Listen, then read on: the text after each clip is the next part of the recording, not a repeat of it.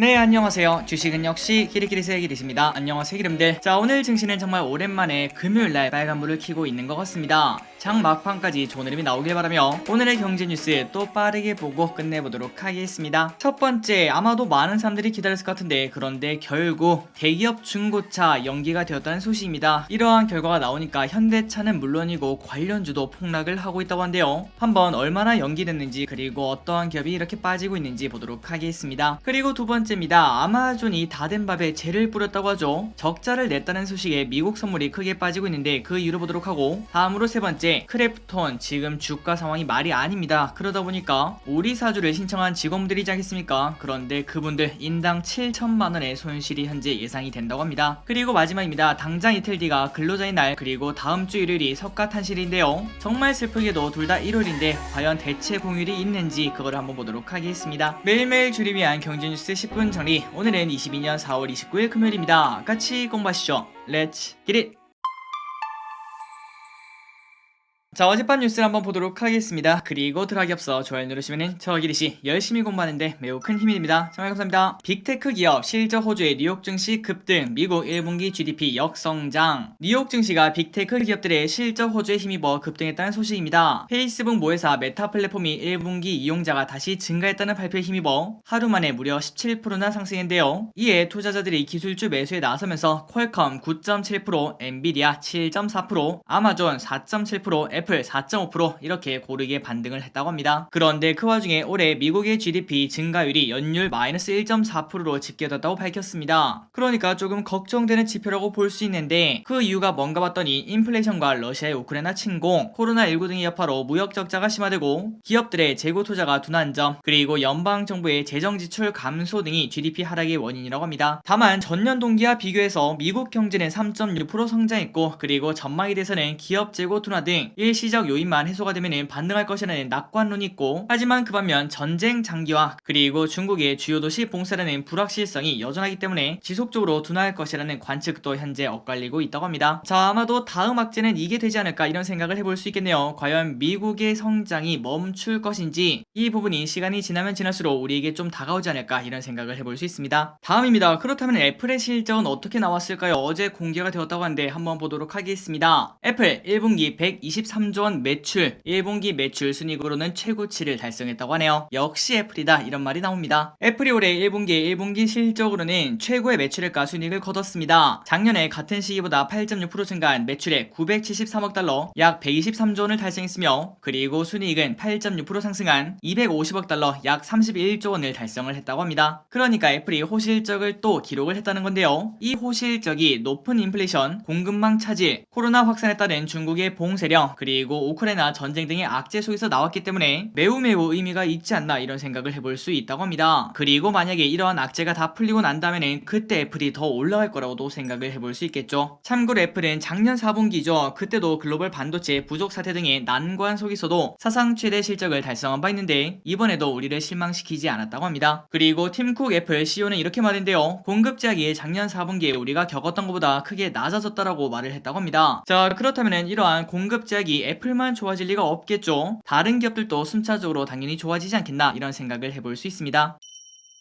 그래서 애플이 이렇게 호실적을 내면서 미국 증시가 쭉쭉 달렸는데요. 하지만 아마존이 재를 뿌렸습니다. 아마존이 전기차 스타트업인 리비안에 대한 투자 손실로 1분기 7.56달러의 주당 손실을 기록함에 따라 시간을 거래서 10%나 폭락을 했다고 한데요. 자, 그러니까 실적이 그냥 꺾인 게 아니라 적자를 찍어버렸다고 합니다. 그리고 그 이유는 바로 리비안에 대한 투자 손실이라고 한데, 그렇다면 얼마나 손실을 받나 봤더니 일단 리비안은 지난 1분기 동안 월가에서 기술주 매도세가 출현함에 따라 주가가 반토막이 난 바 있다고 합니다. 이에 따라 아마존은 리비안 투자로 76억 달러, 약 9조 6천억의 손실을 기록을 했다고 하네요. 참고로 아마존은 배송 트럭을 모두 전기차로 교체하며 리비안에 대해 대규모 투자를 한 바 있었는데 일단 지금은 대규모 손실을 입었다고 합니다. 그런데 지금 우리가 한 가지 생각을 해볼 거는 기술주가 전부 다 빠지다 보니까 리비안도 같이 빠졌는데 언젠가는 리비안도 오르지 않을까 이런 생각을 해볼 수 있겠죠. 그리고 그때가 되면은 아마존의 실적은 또다시 엄청나게 급등하는 그러한 현상도 나타날 수 있을 것 같습니다. 그러니 결국 이거 말고 다른 악재가 없다면은 아마존이 빠지면 빠질수록 야 결국은 또 기회가 아닐까 이런 생각도 해볼 수 있겠네요. 다음입니다. 다음 주부터 실외 마스크 해제 50인 이상 모일 땐 써야. 다음 달 2일부터 실외에서는 마스크를 쓰지 않아도 된다고 합니다. 이제 진짜로 엔데믹이 시작이 되었다 이런 생각을 해볼 수 있을 것 같은데요. 그러나 당연히 아직까지는 집회, 공연, 스포츠 관람 등 50인 이상 대규모 행사에서는 실외에 있더라도 마스크를 착용해야 되는 의무가 있다고 합니다. 그런데 우리가 지난번에 이런 뉴스를 봤었습니다. 안철수 위원장이 아직까지는 마스크 써야 된다 이렇게 말을 했었는데요. 그런데 이러한 만류도 방역 상황을 종합적으로 고려했을 때 실외에서는 마스크 착용 의무를 유지할 필요가 없다는 게 김 총리의 판단이라고 합니다. 다만 마스크 착용 의무가 없어진다고 하더라도 마스크를 바로 벗을 사람은 그렇게 많지 않을 거라고 생각을 해볼 수 있고, 그리고 플러스 완전 야외에 있거나 그런 경우에는 당연히 괜찮겠지만 그런데 보통은 다수가 모여있는 그런 상황이 많기 때문에 다른 사람과 1m 이상 거리 두기가 조금 어렵거나 비말 생성이 많은 경우에는 실외 마스크 착용을 적극 권고한다고 합니다. 자, 일단 저기는 날씨가 더워지면 모르겠지만 마스크를 쉽게 벗을 것 같진 않습니다. 나중에 확진자가 한 1000명대로 내려가면 그때 한번 고민을 해봐야겠네요. 다음입니다. 반토막난 크래프톤 우리 사주 1인 손실 7천만원. 지난해 초대형 공모주로 상장하면서 시장에서 큰 관심을 받았던 크래프톤이 연일 하락하며 신저가 행진을 나타내고 있습니다. 매우 안타까운 뉴스죠. 특히 주가가 공모가 49만 8천원 절반 이하로 떨어지면서 우리 사주에 투자했던 직원들의 손실은 약 7천만원까지 늘어났다고 합니다. 그런데 여기서 문제가 두 가지가 있다고 한데요. 일단 첫 번째, 보통 우리 사주를 할 때는 직원들의 현금을 그냥 100% 쓰면 괜찮겠지만 보통은 대출을 활용하는 경우가 많다고 합니다. 회사와 연계된 주거래 은행이나 아니면 한국증권금융 이런 곳에서 저금리 대출이 가능하다고 한데요. 그래서 예전부터 우리 사주 같은 경우에는 보호예수가 풀리는 1년 뒤에 차익을 챙기고 그때 대출 원금을 갚는 그러한 현상이 많았다고 한데, 그런데 이번에는 대출까지 꼈지만 원금 손실이 무려 7천만원이나 나오고 있다는 소리입니다. 그러니 말 그대로 직원들 입장에서는 우리 사주의 우자도 듣기 싫다고 볼 수 있겠죠. 게다가 문제는 하나 더 있습니다. 바로 크래프톤의 미래가 아직까지도 불투명하다는 거. 1분기 실적에 대한 부정적 전망이 아직까지 많다고 하는데요. 그래서 증권가들은 목표 주가를 하향 조정 중이라고 합니다. 그렇다면 우리나라 게임주 대장이라고 불렸던 크래프톤, 그런데 이렇게 주가가 빠진 이유가 뭔가 봤더니 주가 하락의 배경은 신작이었던 뉴스테이트가 부진을 했다고 합니다. 시장은 당초 뉴스테이트가 1 매출 30억원 이상을 기록할 것으로 예상을 했으나 10분의 1 수준인 3억 6천만원 이 정도밖에 나오지 않는다고 합니다. 그러니 지금 당장 뉴스테이트의 실적이 갑자기 쭉 올라갈 리가 없으니까 조금은 당분간은 답답하지 않겠나 이런 생각을 해볼 수 있겠네요. 크래프톤의 차트를 한번 보도록 하겠습니다. 처음에는 잘 버티는가 싶더니 58만원 고점을 찍고 그때부터 쭉 떨어져 반토막도 더 났죠. 지금 현재 가격은 24만 7,500원. 그리고 더 무서운 거는 떨어지는 칼날이 나타나고 있다는 거, 이 부분이 가장 무섭다고 볼 수 있습니다. 자, 언젠가는 이 가격을 당연히 회복을 하겠죠. 그런데 중요한 거는 어떠한 게임이 이 크래프톤을 또 끌어올릴까, 그거를 생각을 해봐야 되는데 과연 크래프톤에서 그럴 만한 게임이 출시가 될지 그런 것들을 한번 공부를 해봐야 될 것 같습니다.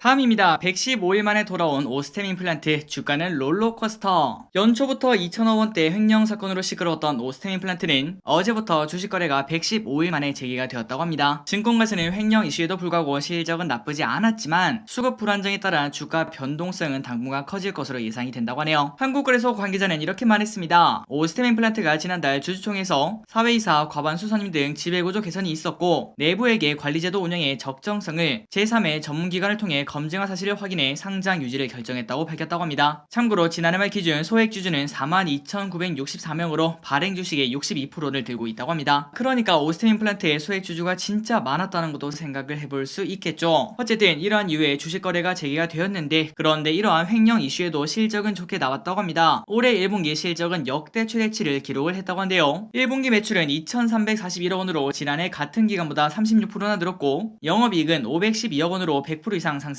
했다고 합니다. 참고로 영업이익이 500억을 돌파한 것은 이번이 처음이며 해외 매출 1,680억원이 실적을 견인을 했다고 하네요. 그러니까 우리가 생각을 해봤을 때 오스템 임플란트 횡령 사건 조금 시끄럽긴 했지만 이러한 횡령이 나왔다고 아이고 난 이거 오스템 안 쓸래요 라고 말한 사람은 딱히 없을 거라고 생각을 해볼 수 있습니다. 그렇기 때문에 오스템 임플란트의 실적에는 큰 영향이 없진 않을까 이런 생각을 해볼 수 있는데, 하지만 당분간은 수급 불안정이 조금 나타날 수 있다고 하죠. 그렇기 때문에 만약에 여러분들이 오스템 임플란트를 공부하고 싶다면 조금 하락폭이 잠잠 잠잠해지고 그 다음에 거래량이 좀 줄어들면은 그때부터 공부를 시작하시면 될 것 같습니다. 일단 실적이 최대치를 찍고 있기 때문에 언젠가는 주가를 또 회복할 거라고 생각을 해볼 수 있기 때문이죠. 다음 뉴스입니다. 삼성 갤럭시 광고에 뿔난 영국 네티즌. 야, 이게 또 무슨 일일까요? 한번 보도록 하겠습니다. 영국에서 삼성전자의 스마트폰 광고가 하나 나왔다고 합니다. 그런데 그 안에 밤에 정확히는 새벽 2시인 걸로 기억하는데 그때 혼자 조깅하는 여성을 등장시켰다고 합니다. 우리가 지금 이걸 들었을 때는 야, 이게 무슨 문제야 이런 생각을 해볼 수 있는데요. 하지만 놀랍게도 현지 네티즌과 언론 매체의 비판을 받고 있다고 합니다. 밤거리를 마음 놓고 다닐 수 없는 여성들의 현실에 둔감했다는 비판을 받는다고 한대요. 자, 솔직히 우리나라 입장에서는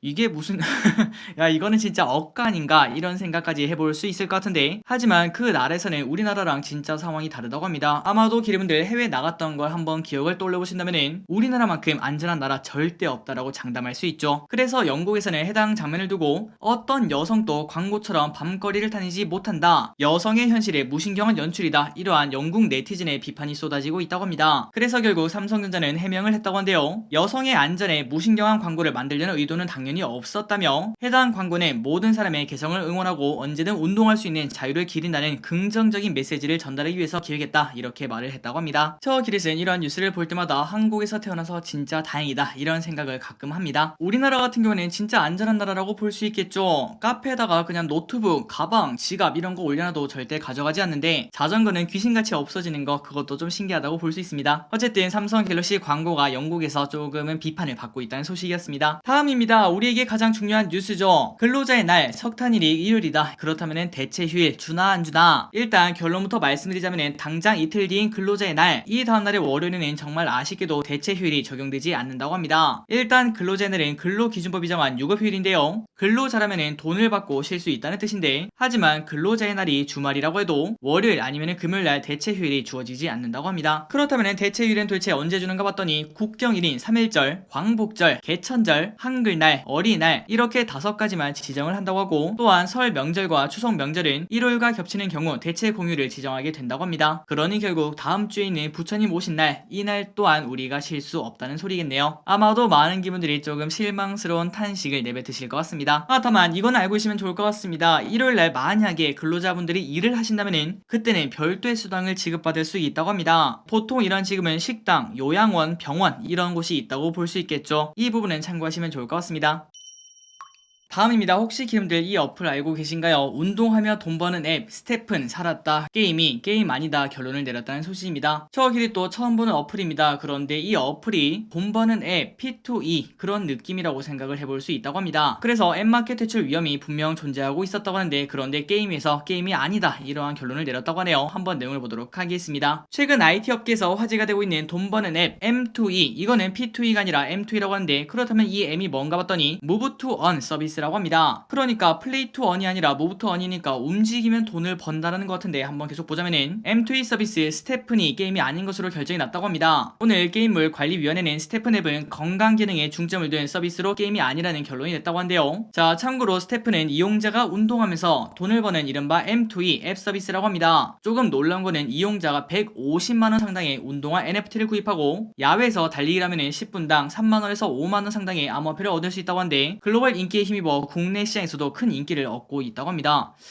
그러니까 일단 이거를 하려면은 150만원 내고 하라는 소리겠죠. 뭔가 좀 이상하다고 볼 수 있겠지만 운동을 많이 한다면 금방 손익분기점도 넘을 수 있을 것 같습니다. 그래서 이러한 어플이 조금 유행했다고 하는데, 그런데 문제는 적법성이겠죠. 구글 플레이 확인 결과 스테픈 앱이 게임 앱으로 등록이 되었다고 합니다. 현행법상 게임물은 사행성을 이유로 가상재화의 현금화를 금지한다고 한대요. 지난번에 무한돌파 삼국지 리버스, 이게 사행성 조장 때문에 등급 분류 결정 취소 통보를 받았으므로 스테픈이 앱마켓 퇴출 위험이 있다는 그런 의견이 많았다고 합니다. 하지만 결국은 건강기능에 중점을 둔 서비스니까 이거는 통과를 했다는 소식 참고하시면 좋을 것 같습니다. 그나저나 저 기릿은 의심이 많아서 그런지 모르겠지만 150만원을 투자하고 10분당 3만원에서 5만원을 받는다는 거 뭔가 좀 돌려막기 느낌 아닌가 이런 생각을 해볼 수 있겠네요. 과연 이 어플이 어떤 구조로 돈을 버는지 그런 것들도 생각을 해봐야 될 것 같습니다. 다음입니다. 중고차 시장 진출은 결국 내년으로 현대차, 기아 동반 약세. 현대차와 기아의 중고차 시장 진출이 1년 유예가 되면서 수혜가 예상되었던 기업들의 기업들의 주가가 약세를 나타내고 있습니다. 공관에 따르면 현대차, 기아의 중고차 판매업 사업 개시 시점은 1년간 연기를 했다고 합니다. 다만 내년 1월부터 4월까지 그때 각각 5,000대 내에서 인증 중고차 시범 판매가 허용이 된다고 합니다. 그런데 이러한 뉴스가 나오니까 바로 가장 큰 수혜주 중 하나인 오토엔이 오늘 급락하는 걸 확인할 수 있습니다. 하지만 조금 의심이 가는 게 바로 어제부터 이미 주가는 떨어지고 있었다는 거겠죠. 그래서 저기는 어제 오토엔의 움직임을 보고 이거 혹시 중고차가 취소되나 이런 생각까지 해봤었는데, 그런데 그게 결국 현실에 나타나는 걸 확인할 수 있습니다. 자, 이런 걸 보면은 당연히 그렇지는 않겠지만 혹시나 누군가 알고 있었던 거 아니야? 이런 생각 안 할 수가 없을 것 같습니다. 어쨌든 가장 큰 수혜주로 불렸던 오토엔 오늘 주가가 엄청나게 급락하고 있는데, 하지만 지금 현재 빠지는 거는 이미 주가가 많이 올랐던 걸 그걸 반납하는 거라고 볼 수 있고, 그리고 내년 1월부터는 다시 시작을 한다고 하니까 이 오토엔 지금 당장 떨어지는 칼날은 잡지 말고 떨어지면 떨어질수록 슬금슬금 담아가는 그러한 전략 충분히 유효하다고 생각을 해볼 수 있습니다. 그 이유는 바로 내년 1월부터 대기업이 중고차 시장에 진출을 하기 때문이죠. 나중에 날씨가 조금 더 더워지면 그때 한번 기름들이랑 또 공부를 해보도록 할게요. 자, 오늘의 기업 두 가지를 보고 마무리 보도록 하겠습니다. 서울옥션, 업황호조, 호실적 대비, 주가 저평가. 이베스트 투자증권은 서울옥션에 대해서 현재 성장 중인 업황과 호실적 대비 주가가 이를 반영하지 못하고 있다고 평가를 했습니다. 투자 의견 매수, 목표 주가는 32,000원 제시. 이베스트 투자증권 연구원은 이렇게 말했습니다. 서울옥션의 매분기 시장 예상치를 상회하는 낙찰 총액을 기록하고 있고, 신사업 확장에 따른 실적 레벨업으로 주가는 우상향할 것이라고 말했으며, 올해 1, 4분기 서울옥션의 매출액은 전년 동기 대비 23% 증가한 214억 원, 영업이익은 같은 기간 85% 증가한 60억 원으로 추정을 한다고 합니다. 그리고 1, 4분기 서울옥션의 경매 낙찰 총액은 전년 동기 대비 74% 늘어난 423억 원으로 분기 400억 원 이상 상승한 낙찰 규모를 보여줄 것이라고 전망을 한다고 하네요. 그러니까 실적이 잘 나오는데 주가는 저평가다 이렇게 말할 수 있다고 합니다. 자, 서울옥션의 주봉을 보도록 하겠습니다. 지속적으로 우상향을 하고 있던 좋은 주식이었는데 작년 말에 NFT가 묻으면서 엄청나게 올랐다고 볼 수 있겠죠. 하지만 그러한 상승을 반토막이 나면서 반납하는 걸 확인할 수 있는데, 아마도 당분간은 조금 재미가 없다고 생각을 해볼 수 있습니다. 요즘은 성장주가 안 좋은 시기이기 때문이죠. 그래서 고민이 조금 많다고 생각을 해볼 수 있는데, 하지만 장기적으로 봤을 때 결국은 실적이 성장하는 서울옥션, 그리고 언젠가는 NFT, 메타버스, 여기에 또 돈이 몰릴 시기가 분명히 올 거기 때문에 그때를 대비해서 조금 장기적인 관점으로 볼 필요는 있다고 생각합니다. 한번 공부해보시기 바래요. 마지막입니다. LG전자, 아마도 많은 분들이 투자하고 계실 것 같은데요. 그런데 목표가가 하향되었다는 소식입니다. 빠르게 보도록 하겠습니다. 가전, TV 수익성, 부진 전망, 목표가 하락. NH투자증권은 LG전자에 대해서 생활 가전과 그 다음에 TV 부분의 수익성 부진이 예상된다고 분석했습니다. 다만 밸류에이션을 감안하면 상당 부분 주가에 선반영된 상황으로 전장 부품의 성장성에 주목할 필요가 있다고 설명을 했다고 하네요. 목표 주가 20만원에서 16만 2천원으로 하향 조정했습니다. NH투자증권 연구원은 이렇게 말했습니다. 생활 가전과 TV는 원자재 가격 상승, 물류비 상승이라는 어려운 환경 속에서 팬데믹 특수를 누린 뒤 성장률 정체 구간에 진입을 하고 있다며, 특히 TV 같은 경우에는 경쟁 심화 환경이 조성되고 있어 생활 가전 대비 수익성 악화가 두드러질 전망이라고 합니다. 그래서 결국 매출은 컨센서스에 부합하겠으나 영업이익은 컨센을 23% 하회할 전망이라며 조금은 걱정이 된다고 생각을 해볼 수 있겠죠. 다만 성장 동력인 전장 부품은 견조한 성장을 이어갈 것으로 예상이 된다고 합니다. 올해 연간 전장 부품 매출액은 전년 대비 24% 증가한 8조 3천억 원, 영업이익은 흑자 전환한 777억 원으로 추정이 된다고 합니다. 자, LG전자의 실적을 보도록 하겠습니다. 매출액은 성장을 조금씩 하는 걸 확인할 수 있는데요. 하지만 영업이익이 내년부터 멈춘다고 하죠. 그래서 이런 부분을 생각하면은 지금 현재 주가가 신통치하는 거 당연한 결과라고 생각을 해볼 수 있습니다. 그런데 그럼에도 불구하고 올해 예상퍼가 6.7, 내년은 6.3으로 최근 5년간 평균 11.1, 9.08, 416, 12, 24, 이 중에 가장 낮은 2018년 퍼 9.08, 이 수치보다 훨씬 더 낮은 현재 가치인 걸 확인할 수 있는데요. 그렇기 때문에 지금 주가를 절대 비싸다고는 말을 할 수 없을 것 같습니다. 그리고 기분들이 주봉을 보시다시피 지금 현재 주가는 이미 상당 부분 선반영한 걸 확인할 수 있고, 성장률 투나 당연히 무서운 말이라고 볼 수 있겠지만 일단은 지금 당장은 조금 지켜보면서 120주선 이 보라색 선을 지키는지 그거를 한번 확인하시는 게 좋을 것 같습니다. 그리고 LG전자 같은 경우에는 또 장기적으로 삼성전자랑 비슷하게 길게 볼 만한 종목이라고도 생각을 해볼 수 있겠죠. 한번 기분들 LG전자 단기가 아니라 장기적으로 공부를 해보시기 바랍니다. 자, 오늘의 경제뉴스 여기까지 끝났습니다. 우와, 이렇게 쉬어야 되나 싶을 정도로 푹 쉬시고요. 주말 공부는 저 기리씨 대신 할 테니까 기분들 푹 쉬시기 바랍니다. 지금까지 기리씨였습니다. 빠이요.